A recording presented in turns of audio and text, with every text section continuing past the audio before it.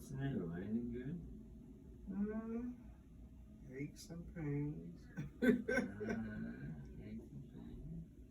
You saw Dr. Brow on the 7th. How'd that go? Well, the treatment didn't work, so right back where we started.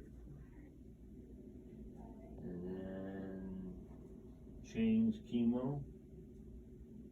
Yeah, when she get back, she took some blood. Okay. And they were putting it for genetic testing, I guess. Correct. And then even if there was nothing in the genetic side, that she had something that she wanted to try when she got back on the 29th, I believe. Well, it sounds like you are up to speed. As much as you can be, huh? Oh, yeah. The old brain is still working somewhat. How's your strength and stuff been? My strength, I'm gaining it. The neuropathy is, oh my God, it's still here. But I take the pills and that subsides it a little. Okay. Now I feel like, I guess those masses are growing because I feel like I'm sitting on two balloons sometimes. They're down there, yeah. And I have a little discomfort down in my pelvis area, but that comes and goes, but I noticed that it's new. But other than that, I feel really good. I have more energy than I had when I was, under the treatment, because it drains you. Yeah, oh yeah. Sometimes. So I feel. Sometimes no treatment is good. It's not a bad thing. Yeah, I'm taking advantage of not having it. Yeah. Drug holiday, we call that. Right. My fingers are less numb. Yeah, good. And how about your mood and spirits? How they doing? Doing good. I went to my great nephew's prom, so I'm going to another great nephew's and niece's graduation Thursday. So I've been visiting with family, and family always gives me strength. That sounds great news. So it's my appetite, even though I'm taking those pills. Yeah. It's hard to eat, I've noticed lately. What happens? Tell me about that. It's just unappealing. And I drink more booze and more of my V8 because a couple of days I, haven't eaten at all. Maybe I'll eat one meal. Mm-hmm. And then when it gets again, I'll just drink my boost and V8 because I don't. What happens when you try to eat? Do you get full quickly, or? It's unappealing sometimes after by the time you cook it. Like I cooked 2 steaks and fixed salad and this and that and potato. By the time you cook the stuff, you really don't want it. I left a strip steak out for 2 days. Finally, I told my husband, just eat it. Maybe someone else should cook it for you. Gonna eat it. Well, yeah, before my sister got sick, she would prep my meals. And especially when I was on heavy chemo, I couldn't really do any cooking standing up, and I would just pop it in the microwave. So I think that's what I'll do. I try to find things that salivates my taste buds. And when I don't have anything that salivates it, it's kind of unappealing. How about, do you get full quickly when you eat? Yes. That's got it. But I always have. I've always been this size. I was a little heavier, but I'm still in my wheelhouse of where I was. I never was really a big eater. Even when I worked, I would do my big meal at lunchtime, and I would go home and I would eat something light maybe or whatever. So my appetite fluctuated, and not eating breakfast. Those things are normal. About when you like, for me. when you eat, I mean, it's like something, if I said, here's a whole sandwich, you could eat the whole sandwich, or it's like, oh, I can't do it. No, I would eat a half, depending on how big it was. Yeah. Okay. Whereas maybe a year ago, before all this, you could eat it all if you needed to. Not really. Food never excited me like that. You're lucky then, huh? Yeah, I've always been small. I was asking because where your tumor is, then all, like I said, with the stuff in there, the masses, you can get a little bit of slowing of your intestines and your stomach. So sometimes what happens is if you don't empty your stomach quickly, and that's not uncommon in pancreatic cancer, is that then the stomach's half full, so it's sending messages that, you know, I'm full, so don't eat. And then so there's a medication that you can use about a half hour or hour before you eat that kind of helps empty and pushes things south. And then Because I noticed that when I eat, now I have to get a little twinge, but then when I go to the bathroom, everything subsides, and I'm like, oh wow, it's just eating just to go through you. That's a waste of food. yeah, well, there's a reflux that you eat that makes when you eat and that expands, there's a reflex that makes your colon contract. What people often eat poop after breakfast. Because my husband is like that. As soon as he eats a few minutes, you see him going, and I always tell him, it took longer to cook dinner than it did for it You to eat and poop it out. Right. Yeah. I was never that way. Yeah, so that's a. So there's a medication you said that you can So prescribe. if you want to try something to see if it helps you, maybe get a little more appetite back. Because when you do try to eat, you actually can receive more. You can try that. Well, yeah, because I want to. Because you're using that mirtazapine at night. Yeah. Okay. I didn't take it last night because it makes me oversleep and I would have missed my appointment. Yeah. So I know not to take it on treatment because I'll be laying up there sleeping for real. But then when I wake up, my stomach is growling. Alright. So, Yeah. yeah. Yeah. So maybe we can do a little. It's called metoclopramide. I would just use it for you, just twice a day, like pre-breakfast and pre-lunch, or whatever your big meal of the day is. Sounds like lunch is your big meal.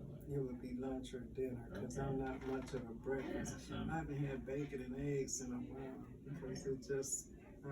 So maybe do about an hour before you're gonna have your lunch, an hour before your dinner, and see if that can kickstart a couple pounds on you. She says that she's feeling bloated, somewhat bloated. Yeah, you got a little belly on you there. And we've always had my mother's belly, but Oh, this is yes. ridiculous. Your mother's belly. Oh yeah, we got My Dorothy's mother had belly. basketball belly. Now we hear the thumping, so what does that mean when we can hear the thumping? The thumping helps us determine a little bit what's fluid and what's kind of air. And for me, it just sounds like just a little distended, more like bowels and stuff like that, rather than what we call ascites or fluid. So, Oh, okay. so it doesn't look like it's fluid, which is good. Oh, okay. That can be a nuisance. So hopefully a little metoclopramide.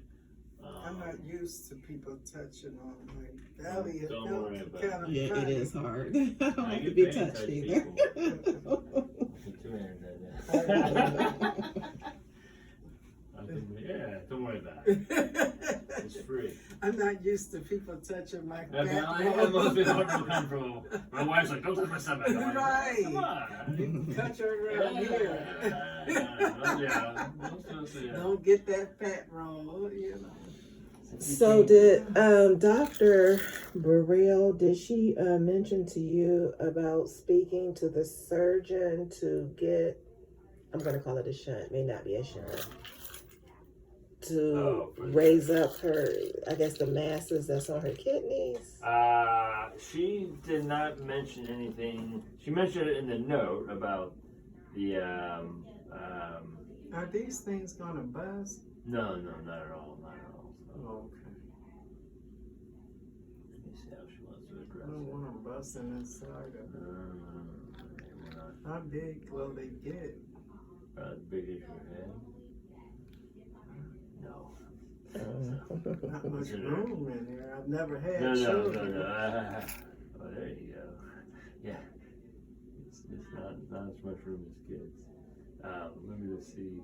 I saw her. You have nice shoes on. Those are nice. Try to be like you. Try to be cool, man. Oh, you like to be comfortable when your feet hurt. It's actually really comfortable, you know. I had to run in the rain one day, like from the parking lot in. I was like, I felt pretty good. I felt like I was running fast. And then I was like, oh no, not that fast. So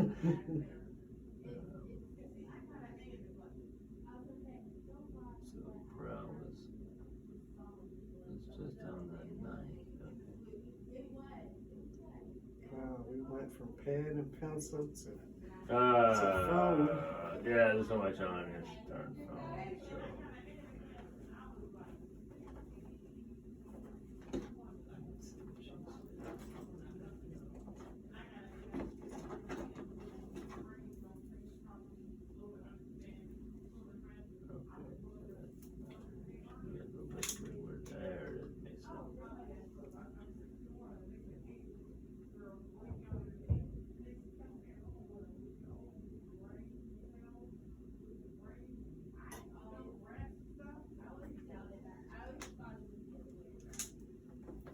Sounds like your kidney function is 100% normal. Okay, that's good news. And then on the scan, if I can look at that was April 25th. It's very mild. So what you would look at is so what happens is one of the sort of masses just. There's a tube that drains the bladder, like a straw, but it's more pliable than that. So, kidney up here drains into the bladder. You got a little pressure on there, so it's just mildly dilated, not very bad. And so that's not necessary. Is that why I feel like I have to pee all the time? No, that's because you've got these areas, these basically tumors that are right on your ovaries, which are right above your bladder. So that's what makes give you that. Like the balloon. Yeah, 2 little balloons in there basically. So, so as far as the as far as the ultrasound, or the kidney, probably would just follow that with a little bit of time. Or you only need 1 kidney. If you lose it for whatever reason, you will actually not even know it. So you'll totally function normal. We try to not do that because you may need chemo and everything. So probably what we'd do is that was April 25th, so almost a month. Probably a quick ultrasound would be a nice way. It's easy, no needles or contrast. Just to re-look at that tube, because if it's getting larger, then we may have to do a stent or something like you mentioned. Oh yeah, the doctor always.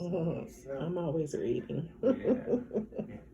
Yeah. So it's called hydronephrosis, dilation of the ureter, but it's very, very mild. They just see it. Not our best way to look at it, so probably a kidney ultrasound just gives us an idea. They can compare it to the CAT scan. It hasn't changed. I wouldn't chase it.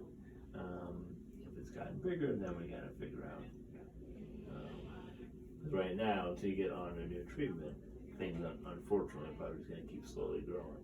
Versus so we want to make sure it's not getting worse in the meanwhile. Yeah, I'm sitting there like a hen on an egg, waiting for the next symptom because I'm not under any treatment. Yeah, but at the same time, but I feel good. Yeah, same time, that past treatment, you took a lot of toxicity, so maybe not much bang for the buck, just because that's how these diseases are difficult to treat. So we'll try something else, see if the tumor more sensitive, give you time to get your strength, so you kind of get good enough shape, and then we see if your body can do it. I can do it. Okay, and so then finally, she's on the mail delivery. Okay. So you can just put it in to be delivered to her house, please. Alright. So metoclopramide before your lunch and before your dinner, about a half hour to an hour. It'll say that on the bottle. I'll say twice a day. So you pick the 2 meals you want. Keep the other meds the same. We'll get the ultrasound ordered.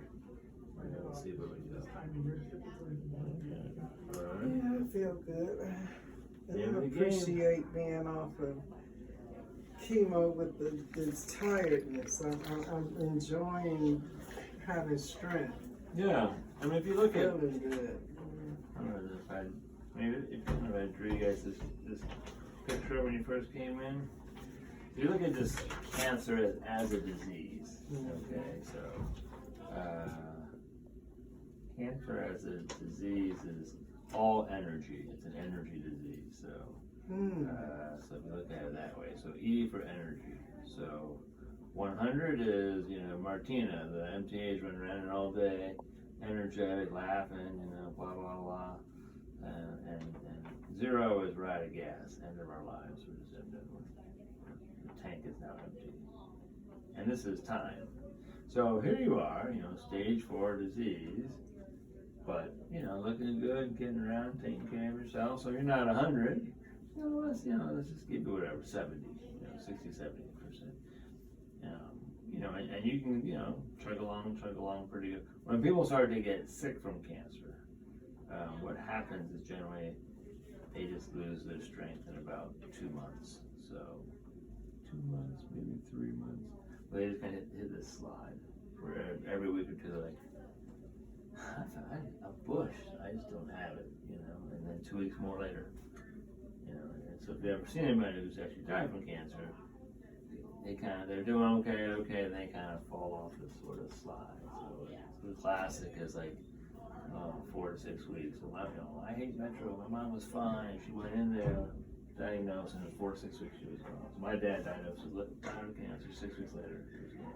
My father died of cancer before there was even a cure. Yeah. So again, most people, they get diagnosed. A lot of people don't get diagnosed till they're here. So like, I have a cold, or I'm working too much, or I'm just, getting old, and they come in and they're sick. So one thing we want to look for you is, what we don't want to do, if people are we know that if people are not strong, and we give them cancer medicine, chemotherapy, we can make them we can speed up their final stages because it makes them too sick. So you're saying, wow, I got off treatment and I feel stronger, I feel more with energy. That's a favorable. We'd get worried if you're like, wow, I'm off my treatment, my disease is worse on the scan and I'm just feeling bushed. Oh no, it's the completely that would make us. opposite. So I'm just trying to teach you guys what to be watching for the future, to say, I gotta figure out what the hell we're doing here. What's going on. Yeah. So this is just sort of the natural path. So my job as a palliative care doc and Brells and everyone with chemo is to keep shoving this, down in the future as long as we can. So that's what we're trying to do. And so hoping that we get your energy up, get your appetite up, get some calories on you. I'm going to take a picture of this. You can have it with you. You can take it with you. You can. Awesome. But it's actually very helpful because, and then if you say, I want to get the, most aggressive care, hold it. Oh, go ahead. Okay. I'm sorry. I know you're like videotaping it. It's not that good. It's on my YouTube channel. Yeah, exactly. Yeah. So if you want to say I want to get the most aggressive care possible, it's all based on what we call your performance status. So that's the first thing when you come in. We say, how's your energy? Do you want, what are you doing? How much can you do for yourself? Because if you can't do much, that tells us if performance status is getting bad, more treatment may hurt you versus help you. So that's Dr. Brells. She uses that as a way to say who is eligible for treatment. I use your performance status, your energy, as a prognostication tool. So I can say, hey, maybe we got to talk about a change in treatment, or hey, maybe we got to talk about, what happens at the end of your disease, and we talking about hospice as a way to help be as aggressive as we can at that stage of your illness. So when you come in here like this and looking good, that's awesome. Oh yeah, I feel a lot better. I would, if I didn't have these little twinges and these balloons, I wouldn't know that I was, sick because I would think that I was cured because I feel good. Yeah. My arms don't feel like a rag doll anymore. It's just my legs from the neuropathy. Yeah. If I didn't have that, I would be And that should keep getting better very kicking up quickly. the stone. The other thing I would do is just keep your bowels moving probably a little more liberally. So something like Miralax. Okay. Do you have any of that? If not, I can send it out. Now, wait a minute. I have Benefiber. Yeah, but let's do the Miralax like he get the recommends. Miralax. Yeah. Usually, fiber is usually the answer to everything. But in your case, probably not our best friend because, this tends to sort of bulk, but also kind of slow. Yeah. And I've been eating my prunes. Yeah, so pruning. So we're actually looking at making sure that we're keeping the bowel sort of slippery and things moving. Yeah. So that's with the Miralax, like a scoop a day. Because I like prunes. And I was telling prunes, her yeah. I ate too many of them because I was watching TV. I And I had a little slippery slope, so it does make everything. Yeah. So prunes are fine, little Miralax. Miralax is a little gentler than prunes. So are you going to add the Miralax to her? It's a mail order. Okay, yes. Delivery order. Okay, thank you. Yeah, metoclopramide and the Miralax. Keep everything else the same. And then I'll catch you guys probably in about 3 or 4 weeks again. Yeah. Okay, sounds like a plan. Alright. Yeah, I'm glad to know that it is. But yeah, I feel really good. Yeah, and I'm kind of see how these things go, and you'll know how you feel by just what's going on, and then we'll get the ultrasound too. All right, wait here. Let me work on getting all that stuff set up. I appreciate and I'll have them mail it out to you guys. Okay, Thank you. My pleasure. Keep it up. You take care of yourself. I'll probably rub your belly next time too. Oh no!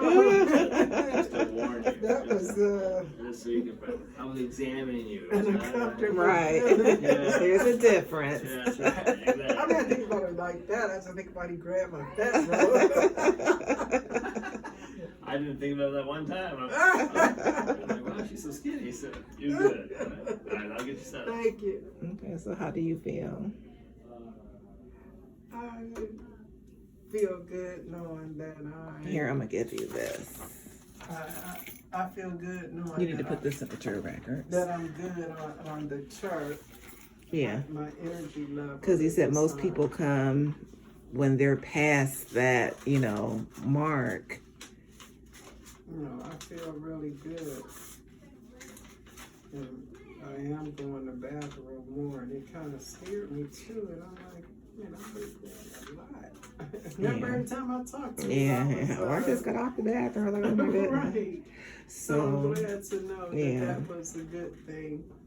And he said it was more bowel than he said ascites. So. Right, so I need to go to the bathroom more. Yeah.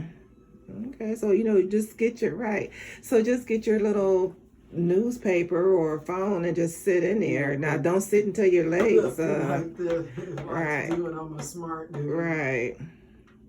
I hate that part. Yeah. I'm not a bathroom girl. Well, with that Miralax, I used to take Miralax years ago. I know that I feel good because I even feel good enough to hang my clothes up. You ought to see my house. I got a chair full of clothes, winter coats, because I had to keep everything in a bag, but now I feel confident about letting everything out, so I need to come and hang up my stuff. And it looks like a weight has been lifted off of you. You don't have that drag in your voice that you've had for the last couple of days, so that's good. So while I have you here, would you like to go out to eat? You feel like Longhorn?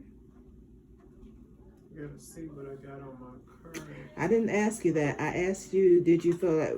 But yeah, I can eat because I'm hungry. Okay, so we're gonna go and get you something to eat. I ain't no cheap date. I like napkins. I know. We don't like paper napkins. I tell everybody, I'm a napkin. We don't like girl. paper napkins and plastic Tablecloth and spoons. napkins would really be nice. Mine new, they didn't have purple, Oh, pink. but it's my new card. I activated my Silk Stockings 2011 if anybody wants to cash at me, Carol Peters.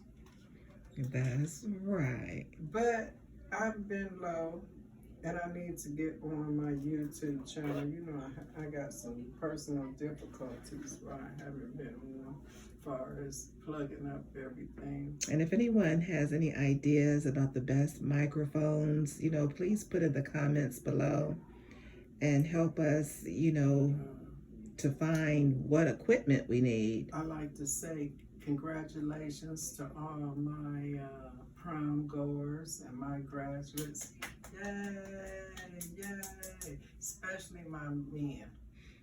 You boys, you young men that have graduated in 2024, I am so proud of you because you've had so much to deal with and you overcame it and you did it. And for that, I salute you. And my young ladies, we always go to school. We always graduate, but when our boys do it, our young men, we're proud. And you go to college now because it's not like when I was young and you can get a job, you're going to need college for the jobs that you want to do. So I'm proud of y'all.